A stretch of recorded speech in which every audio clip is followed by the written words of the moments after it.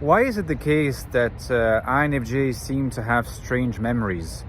Again, don't forget, guys, that we're always talking about averages. We're always talking about tendencies. And that's what I'm going to say here about INFJs is not necessarily going to apply to every single INFJs. It's not necessarily going to apply to 100% of the population of those people, including myself, that do identify as INFJs. But it seems that on the whole, you hear that a lot about INFJs, either through people talking about INFJs or through INFJs talking about themselves, describing themselves, is that INFJs have very good memories in the selective sense. Is that INFJs tend to remember things, specific things, scenes, extremely vividly with a level of vividness that seems to exceed the abilities of any other type. And at the same time, there are many other things that they don't seem to remember at all.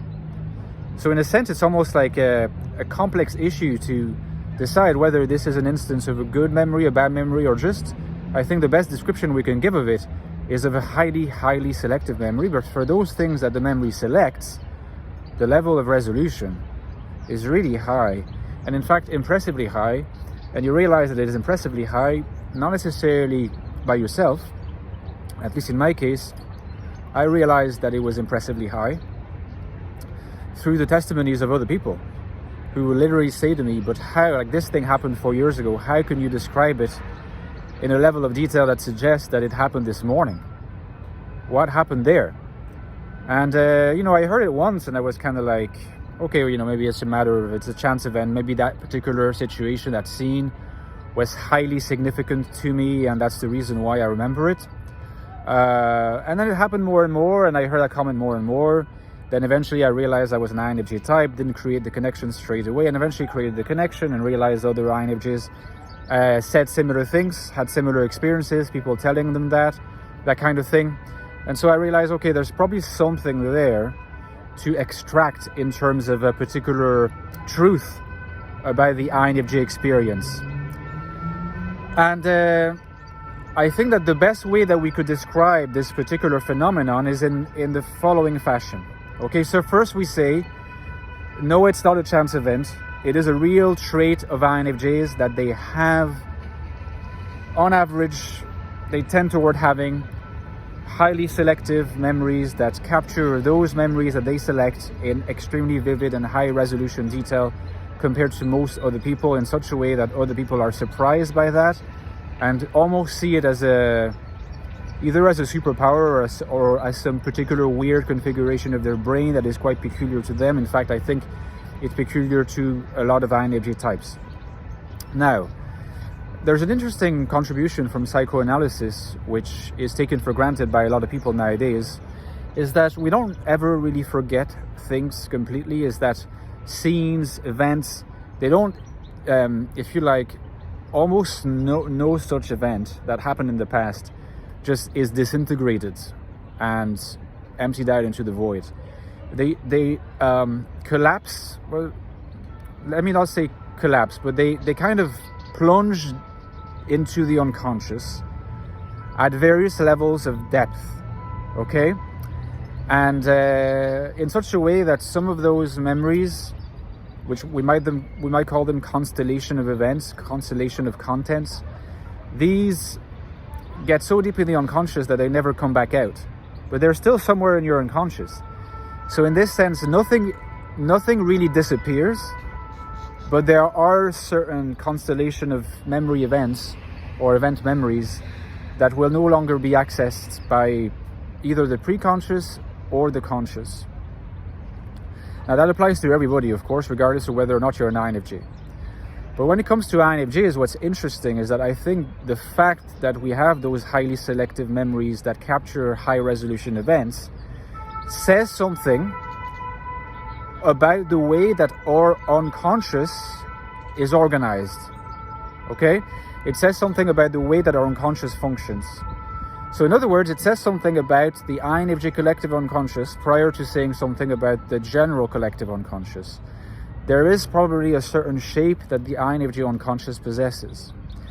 And this INFJ unconscious is shaped in such a way that it facilitates access by consciousness of particular contents at high resolution, whereas it bars access to other contents. And it's almost like the numinosity, that is to say the high resolution, the potential high resolution, is accrued by certain constellation of contents at nearly the complete exclusion of other contents. If you like, there is a particular kind of psychic energy that travels between the unconscious and consciousness. It travels across the unconscious, but that level of psychic energy that's known by all psychoanalysts, it never changes. The level of energy is constant. So if a great amount of energy accrues to a particular set of contents, it means that it will basically completely disinvest. The libido will completely disinvest the other contents. And that seems to say something about the way that the INFJ unconscious is structured. And I think the reason why it is structured this way is quite obscure. It's difficult to quite understand, but there are a few things we can say about it.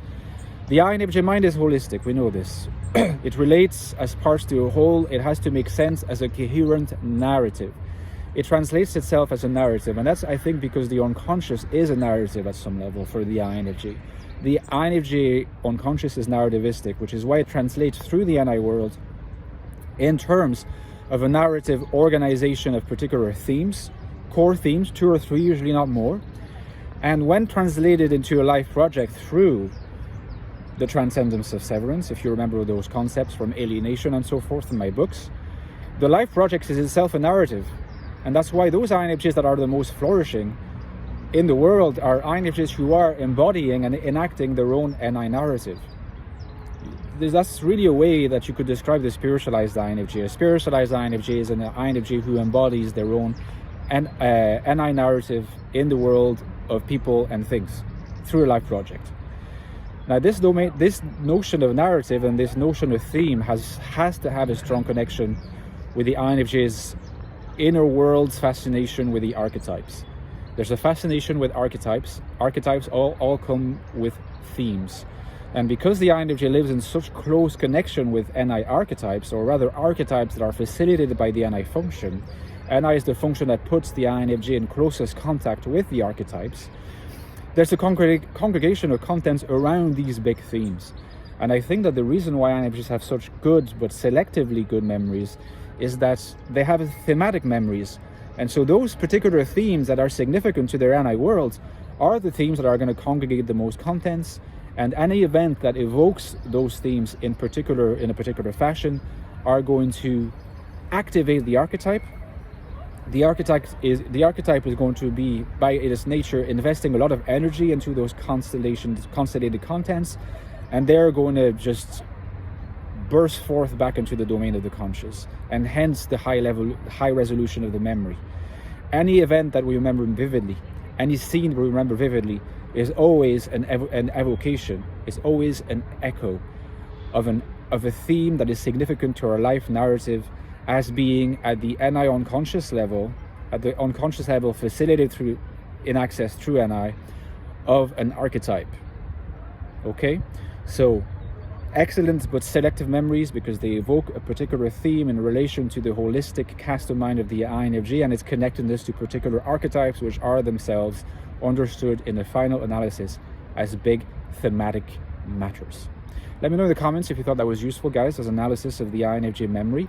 Drop me a like if you enjoyed it. And don't forget, I have written 2 books on the INFJ personality. So if you want to understand the INFJ mind in more detail, if you want the most in-depth investigation of INFJ consciousness, what it's like to be an INFJ, and an exploration of themes that I discussed in more depth, The Ecstatic Soul, my first book on the INFJ, and you look at the INFJ personality, just looks at this in the greatest level of detail that you will find. Okay, so the link is below if you're interested. And the sequel, by the way, which is a further exploration of these themes in connection with the world, the outer world, the world of people and things, the social world. The Infinite Soul is the book you want to get. INFJ Life in the Modern World. The link is also below. Check it out. The 2 books go very well together, of course. And again, they go more in depth compared to those videos I make.